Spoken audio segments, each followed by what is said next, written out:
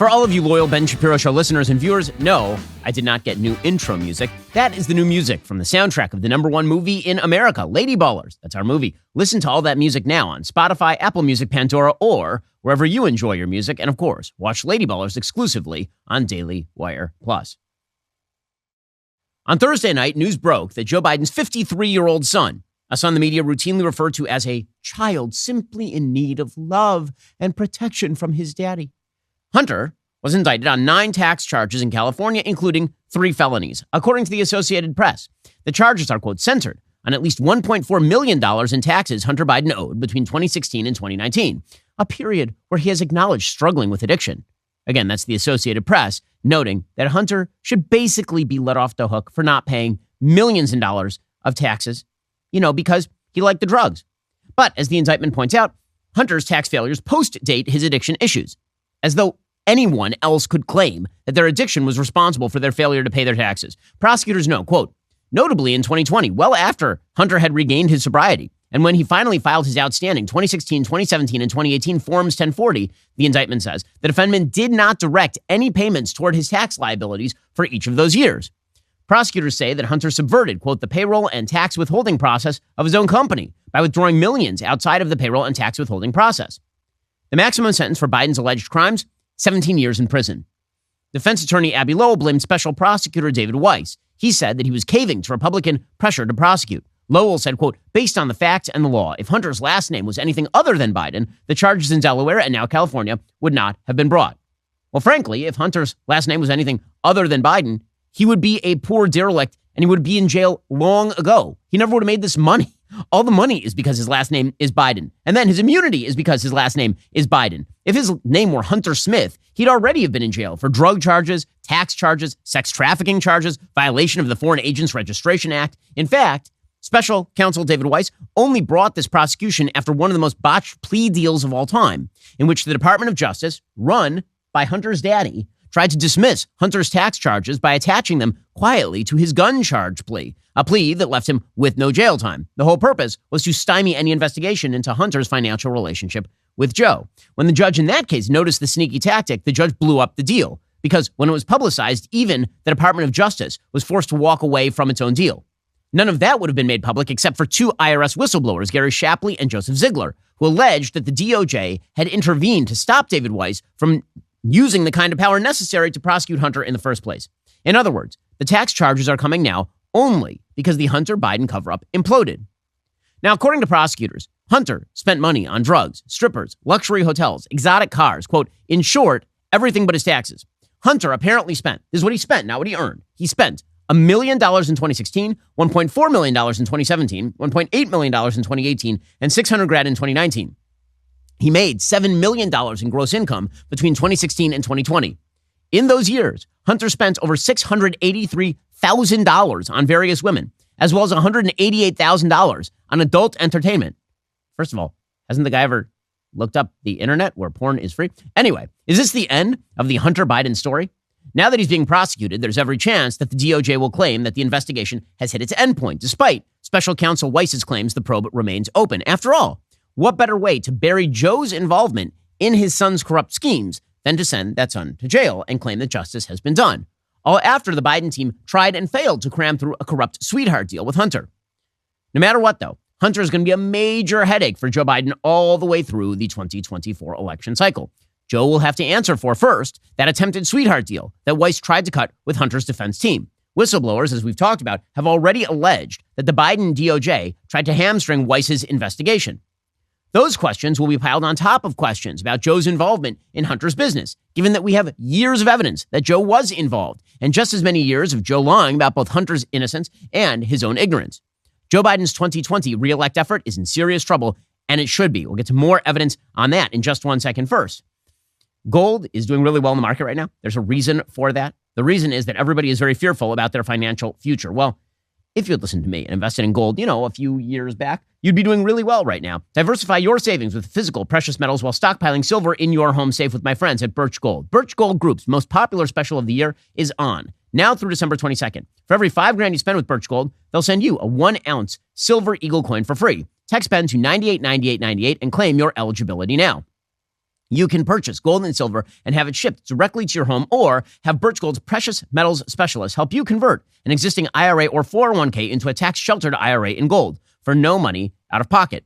They'll send you free silver for every $5,000 you purchase. Keep it for yourself or give something with real value as a stocking stuffer this year. Just text keyword Ben to 989898 to claim your eligibility.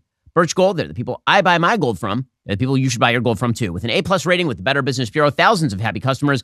Now is the best time to buy gold from Birch Gold. Text Ben to 989898. Claim your eligibility for free silver on qualifying purchases before December 22nd. Text Ben to 989898 to get started right now. Okay, speaking of Joe Biden's corruption, long article in the Wall Street Journal by the editorial board talking about how Joe Biden has assisted Hunter's business. Quote, House investigators keep digging into the Biden family business. This week comes new evidence of the ways that Joe Biden helped his son using alias email accounts. IRS agents Shapley and Ziegler, who we talked about, provided to the House Ways and Means Committee more information from their multi-year investigation into Hunter Biden's taxes and businesses. The documents include an 11-page log showing a list of 327 emails Joe sent or received from 2010 to 2019 under pseudonyms, including Robin Ware 456 and Robert L. Peters. Mr. Biden was a big user of those shadow accounts. Apparently, the National Archives and Records Administration says that it has up to 82,000 pages of emails and documents sent or received under those aliases while Joe was vice president. The 327 emails listed in the log are exchanges between Joe and Hunter or Eric Schwerin, a former Hunter business partner who handled the Biden family finances. The committee says 54 of those exchanges are between Joe Biden and Eric Schwerin. 5 emails were exchanged within 5 days of Biden's 2014 trip to Ukraine. Another 27 were exchanged prior to his return trip to Ukraine in November 2014. Those trips coincided with Hunter's lucrative board position at Ukrainian energy firm Burisma. The trips preceded Joe Biden's 2015 role in forcing the ouster of the Ukrainian prosecutor investigating Burisma and its CEO, Nikolai Zlochevsky, for corruption. Another 38 emails originated from within the White House and were sent to Joe Biden aliases with Hunter Biden copied. The committee doesn't know the contents of those emails. But further evidence provided to Congress raises serious questions about Hunter's role at Burisma and the political access that he was peddling. And again, all of Hunter's former business partners say that was exactly why Hunter was involved in these businesses in the first place. Hunter's former business partner, Devin Archer, previously told Congress that, quote, Burisma would have gone out of business if it didn't have the Biden brand attached to it. Also, Ways and Means has new emails from Ziegler that are revealing about what Burisma wanted from Hunter. One is from Vadim Pozharsky, an advisor to Burisma, to Hunter in April 2015. Again, Joe was VP at this time. The Ukrainian thanked Hunter for, quote, the opportunity to meet your father and spend some time together. An October 2016 email between a Blue Star employee. Blue Star is one of the companies that was run with Hunter Biden. In one of those emails, October 2016, between a Blue Star employee and Eric Schwerin includes the news the Ukrainian government had ended its probe into Zlochevsky. Schwerin congratulates the team on its awesome work. The Blue Star employee writes, thanks. You brought us in, so take a victory lap. All of which suggests that Joe knew full well that Hunter was selling the family brand. Again, all of this stuff is going to be swirling around Joe. And it's not that Donald Trump is going to be able to confront Joe Biden on stage about this. There will be no debates. I'm just telling you right now, Joe Biden is not getting on stage with Donald Trump. One of the reasons he's not getting on stage with Donald Trump, obviously, is his health, his senility, all the rest of it. The other is that Donald Trump actually would pummel him on the Hunter stuff, and this time it would have some teeth. Last time, Joe just lied about it. Last time, Joe said, my son never did anything wrong. He never had a relationship with China. He never earned $1 from China. It was Trump who earned dollars from China. All of that has been blown up. Trump would hit him with the kitchen sink if Trump is indeed the nominee, as expected. So they're not going to be on a stage together. But that doesn't mean these stories are going to go away surrounding Joe. And the chaos surrounding Joe is the biggest threat to his potential 2024 run. His entire case right now is that the chaos surrounding Trump is so bad that you're better off with the chaos you know rather than the other chaos. So it's a battle of chaoses. And so all of the chaos surrounding Trump, again, is his best case. That is why all of these trials are going to be damaging to Trump, thinks Joe Biden. And the Democrats think that. Now, the problem for them is that, again, we've been doing this for a while now. If they're really going to hit Trump with all these trials, they should have announced all these trials, next year. They hit it a little bit early. And that means that even while the trials are going on, most Americans are going to be like, we've seen this before.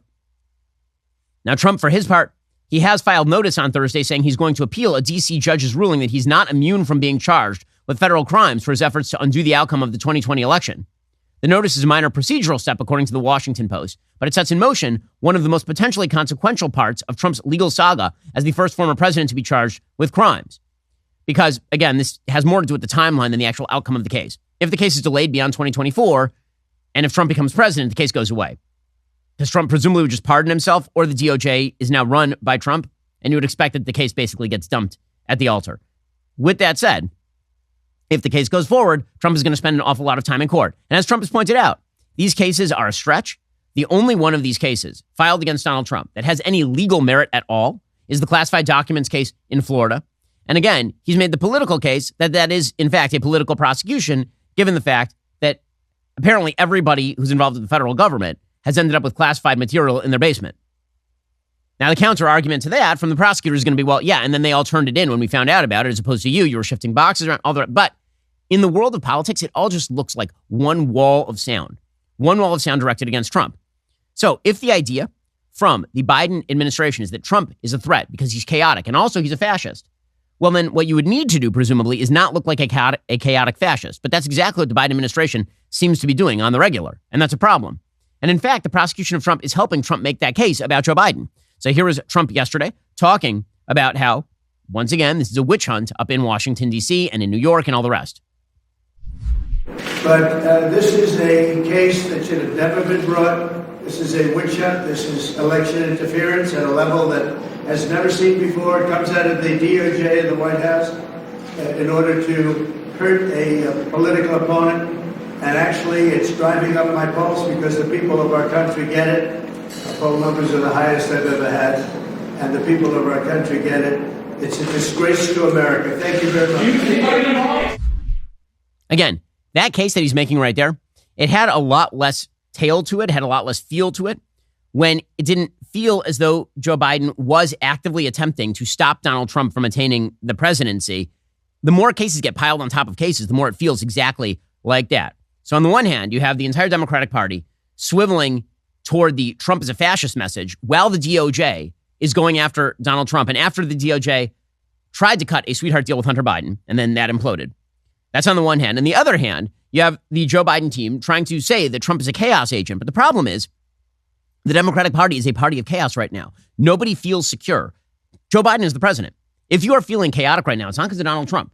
If you're feeling a sense of chaos about the international scene, that is not because of Donald Trump. If you're feeling chaotic on the domestic scene, Democrats run the Senate and Democrats run the White House. So very difficult to blame Donald Trump and the Republicans for that, even if they are, in fact, a chaotic mess of a party, which they are. I mean, the Republican Party is a chaotic mess of a party, no doubt about it. The problem is, for the Democrats, so are they, and they're the ones in charge right now. And typically, when people do a bad job, they get kicked out on their rears. We'll get to that in just 1 second. First, this season, why not give the gift of comfort to everybody on your list, including yourself, with new Tommy John underwear, loungewear, and PJs. Make giving Tommy John a holiday tradition for all the men and women in your family. With over 20 million pairs sold and thousands of 5-star reviews, Tommy John doesn't have customers. They have fanatics. One Tommy John fanatic raves, quote, fantastic Christmas gift that went so right she loves the PJs. By the way, I got rid of all of my underwear and just have Tommy John. My wife loves Tommy John product as well, so they are big in the Shapiro household. Tommy John loungewear is cozy enough to use as sleepwear and stylish enough to wear for a quick stroll to the coffee shop. You won't look like you just rolled out of bed, even if you did. Again, Tommy John stuff, super comfortable. It looks great as well if you're wearing it outside. Tommy John loungewear is guaranteed to fit perfectly. Comfy, non-pilling, micromodal fabric, meaning no lint balls, no fuzz. Luxuriously soft tri-blend fabrics with flexible 4-way stretch. Shop TommyJohn.com/Ben right now for the holidays. Get 25% off site-wide. That's 25% off everything for a limited time at TommyJohn.com/Ben. Again, that's TommyJohn.com/Ben. Visit TommyJohn.com for details. Go check them out right now. Okay, so again, if case against Trump, number one, that Biden's trying to make is that he's a fascist, then Biden's use of the DOJ to go after Trump looks pretty bad for Biden. If case number two is that Trump is a chaos agent, and we certainly cannot have a chaos agent as the president, well, then you got to look a little bit less chaotic. And right now, it looks like Joe Biden is ready to either fall down or set something on fire or both every moment of the damned day. And so is his party. So the Democrats in Congress who keep pointing at the Republicans and saying they're a bleep show, which, again, is true. I mean, they're just as much of a bleep show, and they're the ones who are in charge. The radical wing of the Democratic Party has yet to be disowned by the Democratic Party. I've said for a long time, whichever party runs to sanity first wins. And it looks like neither party is interested in running toward sanity at any rate of speed. So yesterday was a banner day for the squad in Congress. Between defending Jamal Bowman and defending anti-Semitism, they really did themselves proud. Alexandra Ocasio-Cortez, a complete idiot. She spent yesterday defending Jamal Bowman for pulling a fire alarm. I gotta say, I will never cease to be amazed at the fact that some people consider this human being to be intelligent. That is an amazing, amazing thought. America's a wonderful country. Literally anyone can succeed. Literally anyone. In any case, here is Alexandra Ocasio-Cortez defending a fellow member of Congress for pulling a fire alarm to delay a vote. Jamal Bowman has more courage in his pinky finger than the entire Republican Party put together, more integrity than the entire Republican Party put together. And that's exactly why they're moving to censure him today. New York Republicans are so unfocused and so unable to make people's lives better that they've decided to bully their colleagues. The hands are getting worse, I think. That's what today is about. They're wasting our time. They're wasting the country's time. They're wasting our time? What rises to censure? I mean, truly, these arguments that are being made here, what's next? Jaywalking? Jaywalking? I mean, he pulled a fire alarm to delay a vote. He pulled a fire alarm to delay a vote. The disease of crazy hands, by the way, is getting worse. And I think it's true for pretty much all of our politicians. I will, in fact, blame Donald Trump for this. So Donald Trump, he has the specific hand motions. You're in the little box mostly, a little bit out here, a little bit mostly in the box, little right in here in the little box. And then Kamala Harris is like all over the place. And then you've got AOC, who's moving and grooving. And, like the hands are getting crazier. They're getting crazier. I mean, side note here, in this clip of Kamala Harris with the hands, I'm just going to note that I'm not sure who's doing more hands, Kamala Harris or the translator for the deaf, who's actually doing, sign language. Here we go. Just the disease of hands is too much, guys. It's getting to be too much. I got to say. Here's Kamala Harris. What the young leaders were saying is exactly what these global leaders are talking about. She's moving the box over here. Which is in the face of this crisis. We must got another box, but it's down here. We cannot continue to allow large corporations and short-sighted leaders to deny climate science, to delay climate justice, and to greenwash climate inaction. She's in the box, guys. She's in the box. Everybody stop with the hands. It's too much. Okay, but again, back to the Democratic chaos. So the squad, which has yet to be disowned by the mainstream Democratic Party because they're the future. The future is morons with double-digit IQs who are extremely radical in their socialism. That's who the Democratic Party cannot disown. Ayanna Pressley spent yesterday, when AOC wasn't stumping for Jamal Bowman, a fellow idiot. Ayanna Pressley, the adjunct member of the squad, she's the Ringo Starr of the squad. She's the one everybody forgets about. But Ayanna Pressley, she suggested yesterday that it's important to expand access to the ballot box to 16-year-olds. As a Boston City Councilor prior to my time here in Congress, I was proud to advocate for expanded access to the ballot box, requiring ballots be made available in multiple languages, expanding early voting in local elections. And in Congress, I led efforts and legislation to lower the federal voting age to 16 and urged the DOJ to aggressively protect voting rights and to fight against voter suppression. She wants 16-year-olds to vote. 16-year-olds are some of the dumbest people on planet Earth. Other than members of the squad. But 16-year-olds. How about we raise the voting age to people who are non-dependent on their parents? How about that? How you have to have independent income to vote? How about if you're dependent on somebody else, then your vote ought not count? That seems like a better rule. If we're going to change the voting rules, how about that? How about if all of your income is earned from somebody else, you don't get a say? That makes a hell of a lot more sense than making 16-year-olds? They're still on allowance from their parents.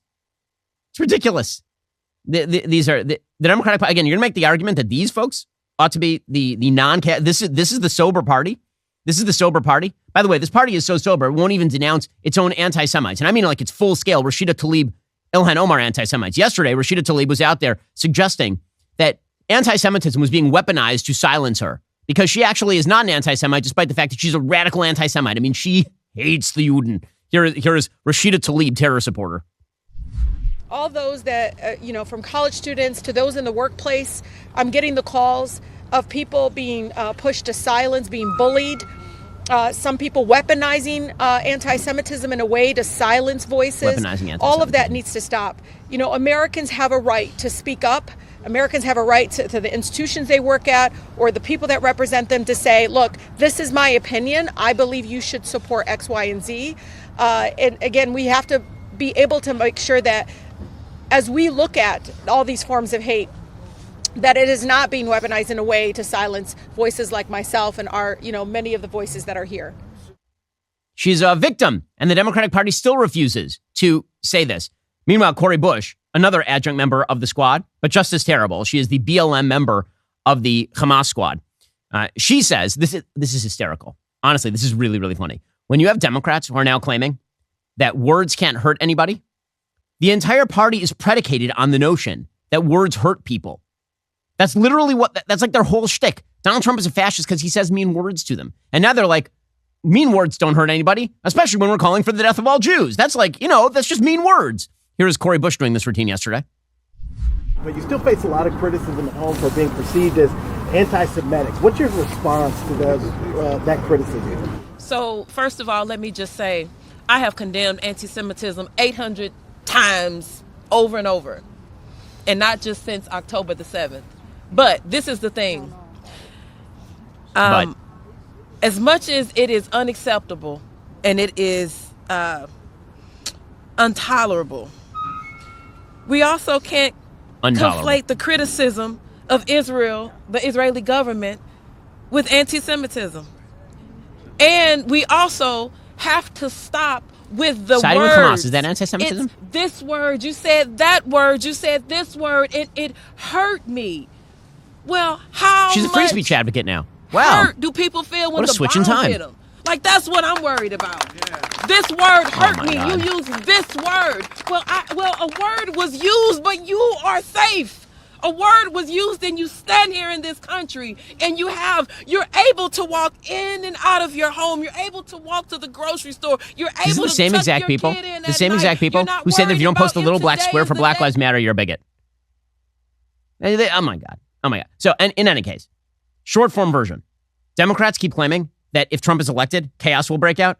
They are the chaos agents. And not just that, because of their intersectional ideology, they cannot dissociate from the chaos agents in their own midst. We'll get to that in just 1 second. First, do you wish that you learned more in school about how to manage your finances? A lot of people get into college without even knowing how credit can affect their financial wealth. Even now, traditional banking can make the most basic transactions complex. This is where Current comes in. Current has now created a product that is built for everyone. It's a banking system that's more affordable, accessible, and innovative. Current helps you spend, save, and manage your money. It's a secured credit card that lets you use your own money to build credit. You can even boost your savings with a rate of up to 4%. The best part is there are no credit checks or history required, so no matter what your credit history, Current's Build Card is for you. Plus, there are no annual or subscription fees. If you set up direct deposit, you can get paid up to 2 days faster. You can qualify for a fee-free overdraft of up to $200. The world is changing. It's time that banking did too. Sign up in less than 2 minutes and get started today. Use code Shapiro to get $50 when you set up a qualifying $200 direct deposit at sign up. Go to current.com/Shapiro, use code Shapiro, or download that app. That's CURRENT.com/Shapiro, promo code Shapiro. Terms and conditions do apply. Current is a financial technology company, not a bank. Banking services provided by Choice Financial Group, member FDIC, and Cross River Bank, member FDIC. For full terms and conditions, visit current.com or call 888-851-1172 for more information. Okay, so speaking of a Democratic Party totally unable to dissociate from its radicals, yesterday, tape broke of a person named Nihad Awad. He is executive director of the Council on American-Islamic Relations. And he was openly celebrating the October 7th Hamas terror attacks on Israelis, the worst terror attack in the West since 9/11. Here was CAIR's executive director. The people of Gaza only decided to break the siege, the walls of the concentration camp on October 7th. And yes, I was happy to see people breaking the siege and throwing down the shackles of their own land and walk free into their lands that they were not allowed to walk in. And yes, the people of Gaza have the right to self-defense, have the right to defend themselves. And yes, Israel as an occupying power does not have that right to self-defense.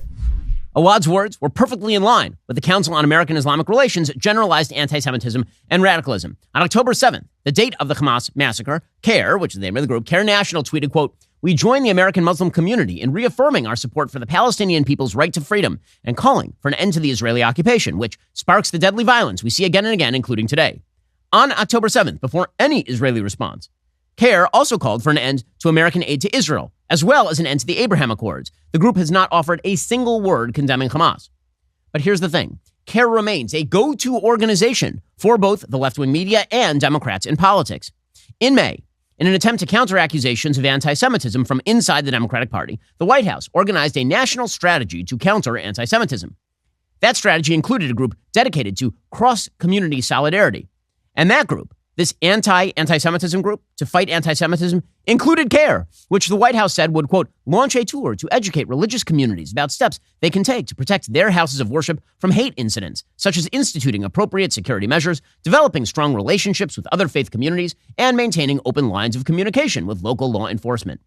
So, why was CAIR included in this enterprise? Well, in order to support that intersectional coalition the Biden administration is attempting to build. Now, the Jews don't truly fit in that intersectional coalition, of course. They don't fit comfortably in the oppressor-oppressed matrix that underscores left-wing ideology, because Jews are both highly targeted for hate and also highly successful. But the left likes the pretense that Jews belong in the coalition. CAIR is the price of Jewish belonging. Since there's no substitute for CAIR in the organizational coalition to represent Muslims, Jewish groups are expected to swallow hard and pretend that CAIR is legitimate.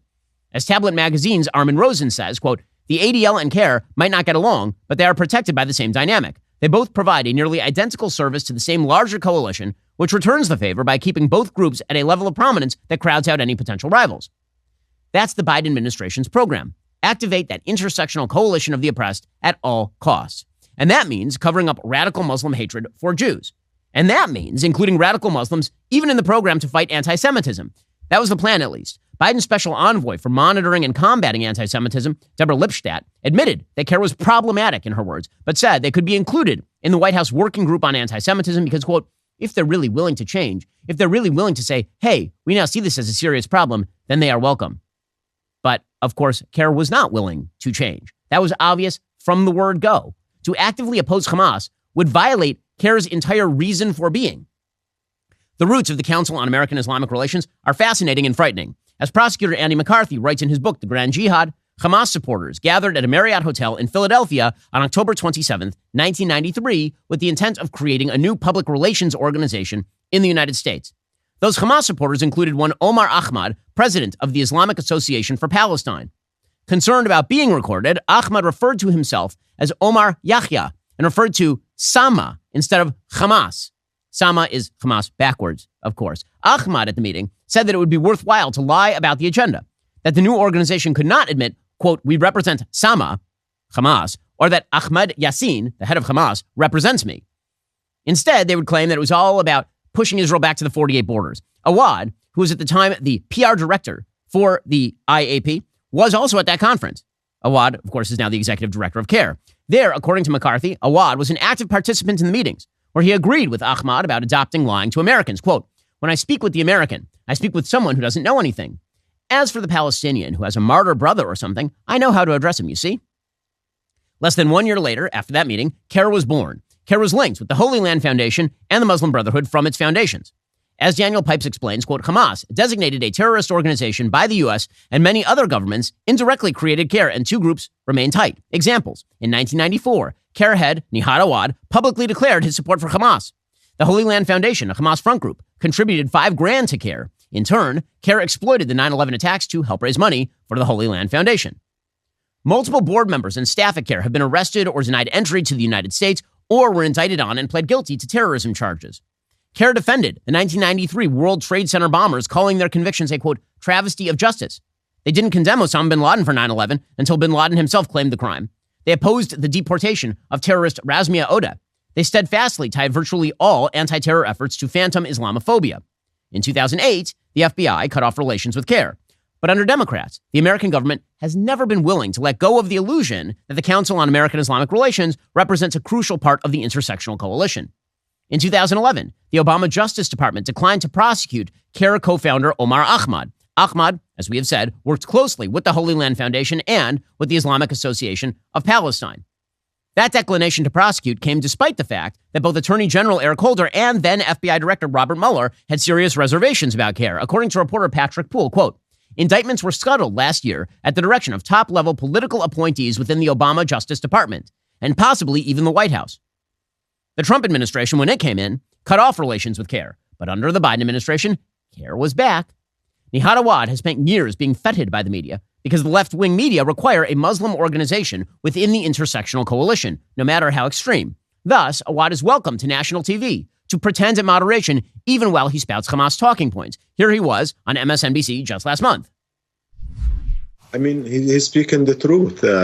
We have been told lies for ages. Even young Jewish Americans are telling, many of them are telling their leaders, you lied to us. You lied to us about what Israel is and what Israel is doing.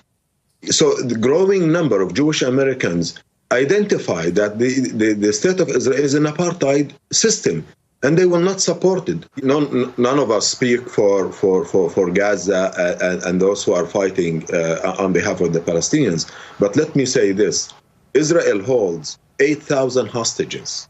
They have taken 1,000 hostage in the past weeks from Gaza and from the West Bank. There is no Hamas in Gaza, Reverend. And Israel has been killing Palestinians left and right. Israel has unleashed armed settlers to confiscate Palestinian homes and kick them from their homes because they're not Jewish. It's an amazing statement that you're hearing. Again, this was on TV like 1 month ago. He was claiming there was no Hamas in Gaza. Directly from his mouth, he claimed that those were people who were fighting on behalf of the people of Gaza, meaning Hamas. Now, of course, he said the quiet part out loud, that he likes Hamas, that he likes October 7th and all of the rest. The question is whether the left will be willing this time to admit what is plain, that CAIR is a radical Islamist organization. Now, the White House has put out a statement condemning Awad's statements, quote, in the strongest terms. But will they dump CAIR at long last? No, don't hold your breath. In just 1 second, we'll get to the latest from the Gaza Strip. First, the holidays are here. The last thing you need during this busy time of year is to miss out on a great night's sleep. That is why my team uses Beam's Dream Powder. Beam's Dream Powder contains a powerful, all-natural blend of ingredients, including magnesium L-theanine. It's not just a run-of-the-mill sleep aid. It's a concoction carefully crafted to help you slip into the sweet embrace of rest without the grogginess that often accompanies other sleep remedies. Sleep is the foundation of mental and physical health. You have to have a consistent nighttime routine to function at your best. Today, my listeners get a special discount on Beam's Dream Powder. It's their best-selling hot cocoa for sleep with no added sugar. It's now available in delicious flavors like cinnamon cocoa, chocolate peanut butter, and mint chip. Better sleep has never tasted better. Just mix Beam Dream into hot water or milk, stir or froth, and enjoy before bedtime. If you find yourself battling those bedtime blues, give it a shot. Your weary self will thank you. If you want to try Beam's best-selling Dream Powder, take advantage of their biggest sale of the year. Get up to 50% off for a limited time when you go to shopbeam.com/Ben. Discount auto-apply to checkout. No code necessary. That's shopbeam.com/Ben for up to 50% off. Also, Lady Ballers is the #1 streaming movie in America. It's only at Daily Wire Plus. Well, you don't have a Daily Wire Plus membership?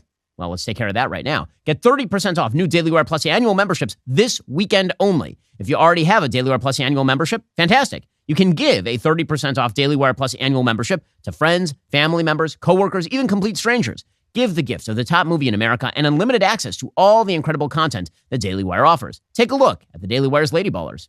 The people have spoken. Lady Ballers is the #1 streaming movie in America. We're heroes. It's a Drano festival. Bring the kids. We could dominate every woman's sport. My pronouns are I'm strong. Watch the most triggering comedy of the decade. I was just invited to the White House to give a talk on women's rights. You earned that. You own it. Lady Ballers, exclusively on Daily Wire Plus. It's hilarious. It has a 92% audience rating with thousands of reviews. It's time to spread the word. Watch the biggest movie in the country, Lady Ballers, streaming exclusively at Daily Wire Plus. And just a reminder, you get 30% off Daily Wire Plus annual memberships this weekend only. It's the perfect gift for yourself or anyone on your Christmas list. Go to dailywire.com/subscribe and get your 30% off Daily Wire Plus membership today. Meanwhile, speaking of the left unable to dissociate from the most radical members of its own base, the university system continues to struggle with the fact that they are funded in large measure, not only by radical leftists who actually like Hamas, for example, but actually by governments like the government of Qatar. So Qatar has spent literally hundreds of millions of dollars at American universities. Like hundreds of millions.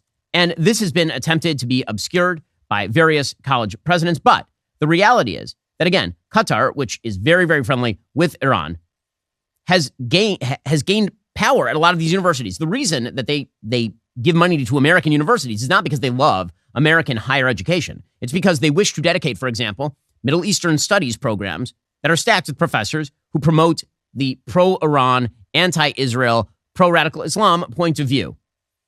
Columbia's Middle Eastern Studies program is just the best example of this. But governments like Qatar, they give tons of money to these universities. They were asked about, by the way, the university presidents were asked about this at that hearing a couple of days ago, and they pretended they had no clue how much money was actually flowing in.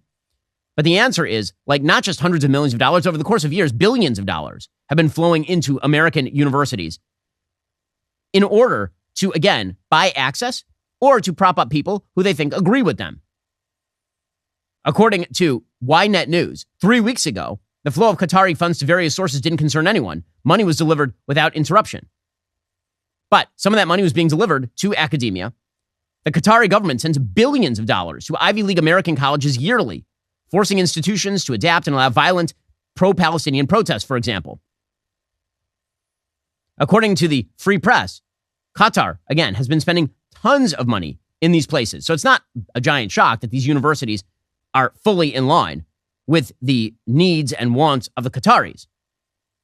According to a piece from Eli Lake over at the Free Press just last month, since 1997, Qatar has donated more than $103 million to Virginia Commonwealth University for a fine arts campus. Since 2001, Qatar has donated $1.8 billion to Cornell for a medical school. Since 2003, Qatar has donated nearly $700 million to Texas A&M for an engineering campus. Since 2004, Qatar has donated $740 million to Carnegie Mellon University for a computer science campus.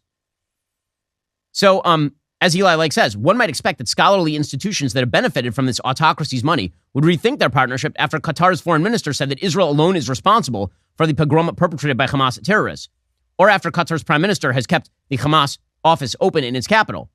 But the universities have declined to make any statement about this at all. In fact, Kelly Brown, spokeswoman for Texas A&M, said, quote, maintaining relationships with countries like Qatar serves a broader purpose, including fostering international dialogue and cooperation. Texas A&M's relationship with Qatar is focused on educational and research activities.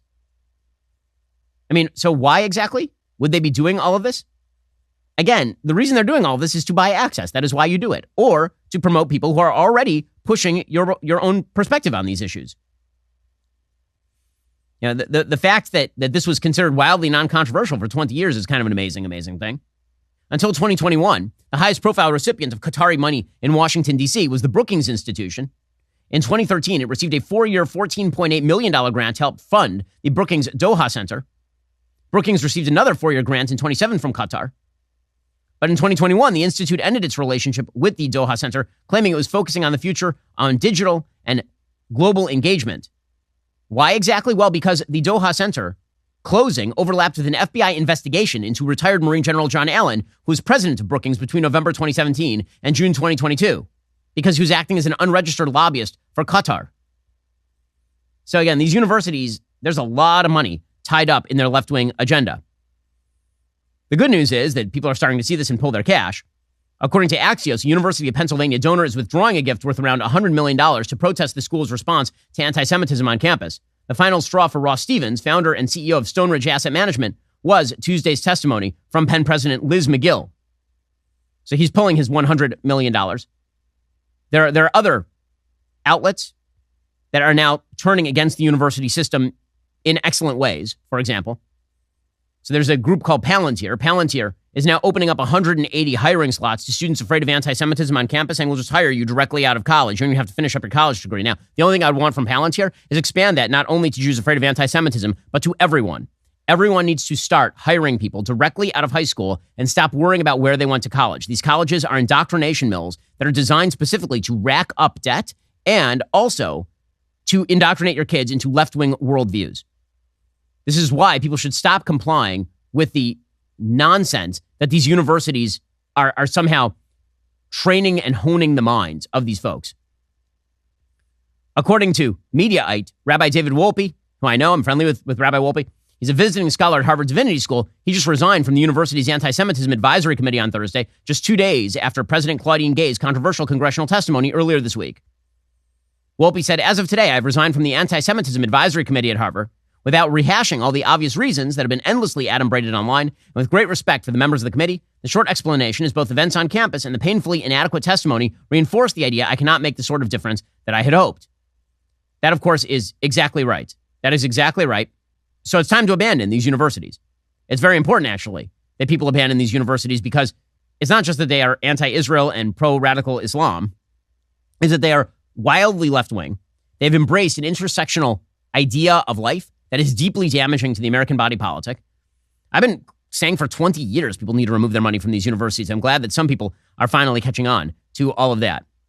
Meanwhile, in Israel, Israel is gaining the upper hand in southern Gaza as well. Israel is taking over a major city it's called Khan Yunis, which is located in southern Gaza. Meanwhile, Hamas is literally firing rockets out of civilian setup. Israel's setting up civilian areas where civilians can go for safety, and Hamas is immediately embedding there and then firing rockets from those places. Shocker, because this is what they do. Meanwhile, even Palestinians are now talking openly about how humanitarian aid being sent into Gaza is being stolen by Hamas. Here's an elderly Palestinian woman saying this on Al Jazeera. Again, the shock is not that she's saying this. The shock is that Al Jazeera allowed it to be broadcast. Usually Al Jazeera, again, owned by Qatar, tries to cut this off. انت عارف انه كل الناس هذه ما حدش لا لاقي شرب واكل. She says, you know that all the people here cannot find anything to eat or drink. She says everybody is suffering. He said the situation is difficult. No aid is coming. She says all the aid goes to the tunnels underground.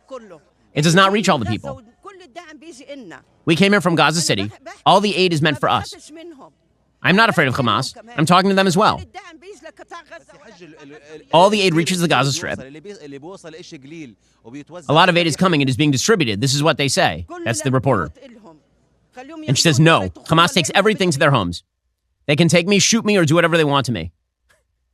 Again, this is what Israel has been saying. This is what Israel has been saying, is that we're sending in aid, and then the first thing that happens is that the Hamas fighters and terrorists steal it, and then the international community blames Israel for not sending enough aid, which Hamas then steals. Now, meanwhile, the media are doing Hamas's work. So, yesterday, Israel released photos of Israeli soldiers who had arrested and detained a bunch of Hamas terrorists who had surrendered. And photos were released of the surrender. Naturally, CNN treated this as though this was terrible and evil. Apparently, in introducing the segment, CNN's Phil Mattingly opened with new and disgusting images this morning, showing the Israeli military detaining dozens of men in Gaza seen stripped down to their underwear. Well, actually, it turns out that these people are all Hamas members. They were stripped to their underwear because, again, they might have bombs on them. They might have bombs on them. The notion that Israel is stripping randos down to their underwear for no reason and just arresting them is silly. But of course, the media are doing the work of Hamas. This is what they do all the time. The UN, by the way, also doing the work of Hamas. So the United Nations, which is the most disgusting organization on planet Earth, truly an awful organization. The UN Security Council is expected to meet today to discuss the war on Gaza after Secretary General Antonio Guterres, in a rare move, formally urged the 15-member council to use all of its influence to prevent a humanitarian catastrophe in the enclave. Guterres has invoked Article 99 of the UN Charter since being appointed. This is the first time he's done that. The rule allows the UN leader to bring any matter he believes threatens international peace and security to the Security Council. Woo-hoo-hoo! Woo! I invoke Article 276 of shut the up, you moron. Again, like this ridiculous nonsense where Guterres spends his days doing the work of Hamas is just amazing. And the fact that anyone takes the UN seriously is ridiculous. As Eli Cohen, the foreign minister of Israel, says, Guterres' tenure is a danger to world peace. His request to activate Article 99 and the call for a ceasefire in Gaza constitutes support of Hamas and an endorsement of the murder of the elderly, the abduction of babies, and the rape of women. Anyone who supports world peace must support the liberation of Gaza from Hamas. That obviously is true. Doesn't matter whether it's true or not. The UN is a terrible, gross place, so that's no shock at all. Meanwhile, the Biden administration is starting to recognize some of its own boo-boos.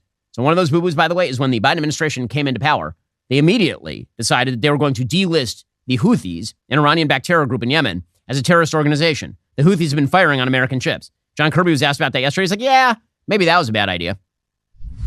Does the president have any regret over delisting the Houthis as a terror organization? Is he reconsidering that at all? I've already said that we are going to review that decision. When? No, we are. I said it a couple of weeks ago that we're going to take a look at that decision, and we still are. On the results? I don't have a date certain for you or any outcome to brief Jackie, but we said we're already going to take a look and review that decision. Well, I mean, maybe you should have thought about that before. I'm glad to see you're doing it now. In just 1 second, we'll get to the crisis on the border. It is ongoing. And meanwhile, the Biden administration keeps claiming that if you try to stop it, that means that you like Vladimir Putin or something. First, if you're a business owner and you need to grow your team, your perfect gift is simple.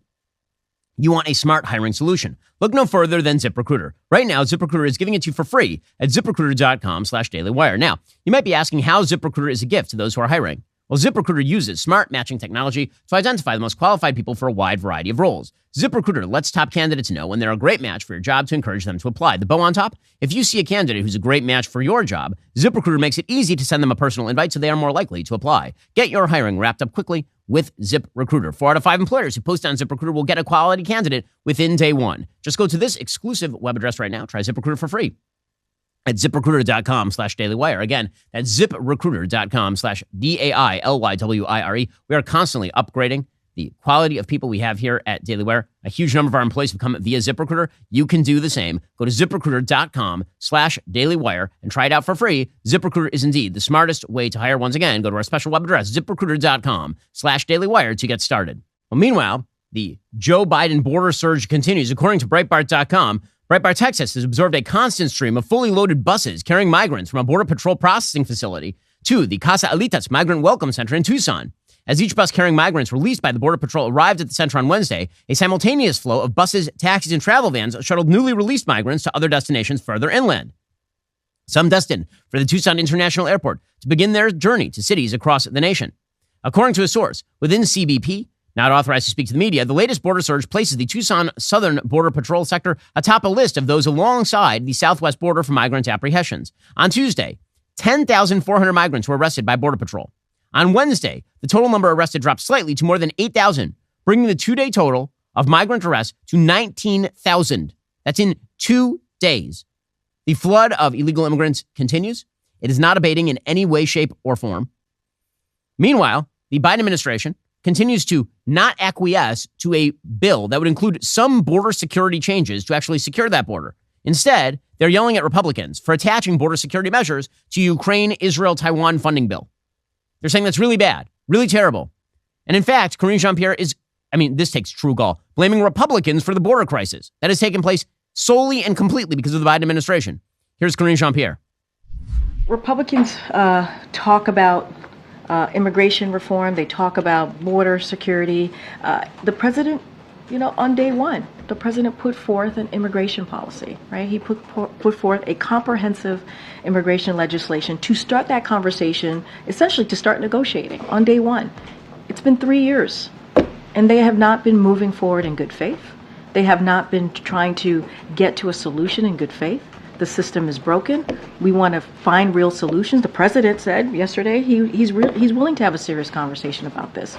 But where's the good faith? We've been very, very clear about the supplemental and how important it is. As you've seen, the OMB director has been pretty out there on the different networks making the case. And one of the things that she has said is that it's stunning. It's stunning that we've gotten to this point. Right? It's stunning that we have gotten to this point, and that Republicans in Congress willing to give Putin a gift, the greatest gift that Putin could hope for. That's what we're seeing. And so they are playing chicken with our All national you have security. to do is sign That's a bill. What we're seeing here. You're And playing chicken. History will remember them harshly. No, history is going to remember that you guys were so adamant about leaving the border open that you allowed Ukraine to wither. That's what history is going to remember. It's like the easiest bipartisan bill in history. Seriously, this one's super easy. Not because Republicans love aid to Ukraine, but because Republicans are willing to sign off on that for a few more border control guarantees, and you guys are like, no, not going to do it. Why is your priority leaving the border open? That's the question. Again, Republicans are willing to acquiesce to your desire for Ukraine aid. They want the Israel aid. They want the Taiwan aid. Why are you guys not willing to acquiesce on the border? It's amazing.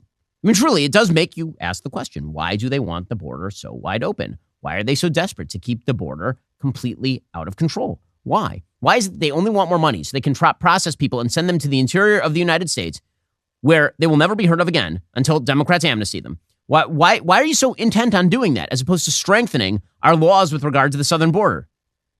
But again, this is the entire Biden administration at this point. Here is the OMB director, Shalonda Young, saying that she is stunned Republicans actually want to secure the border alongside Ukraine aid.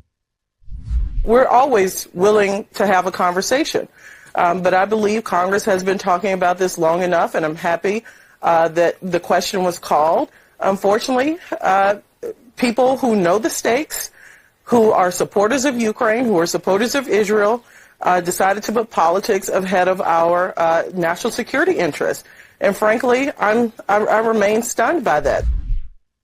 Why are you stunned by that? Again, this is all part and part. Again, this is an argument Biden should be making himself. Truly, he should be making the argument that in order to, say, fight terrorism, you need to close the border. This isn't like if Biden actually wanted to win the election, you know what the moderate position is on immigration? It's closer to the right-wing position. Donald Trump is winning on the immigration issue by leaps and bounds. You know what Joe Biden could do? He could make this deal, and that would allow him to actually go to the moderate American and say, listen, I tried to shut the border. I'm doing my best. I even signed a bill, a bipartisan bill with Republican support to do things on the border. And then he could go to his radical base and say, guys, I didn't want to pass the bill, but you guys wanted the Ukraine aid. I wanted the Ukraine aid. We needed the Ukraine aid. It's like a perfect win for him, and he refuses to take it. That's how in hoc to his own radical base he is, to that so-called intersectional coalition. It is a wild thing. It's a wild, I can't imagine the political calculus going through the minds of the Biden administration. I guess not much. They're really bad at this, like truly, truly awful at this. Alrighty, coming up, we'll jump into the vaunted Ben Shapiro Show mailbag because it is a Friday. But remember, you can only have your question answered if you're a Daily Wire member, so go check that out right now. Become a member, use code Shapiro at checkout for 2 months free on all annual plans. Click that link in the description and join us.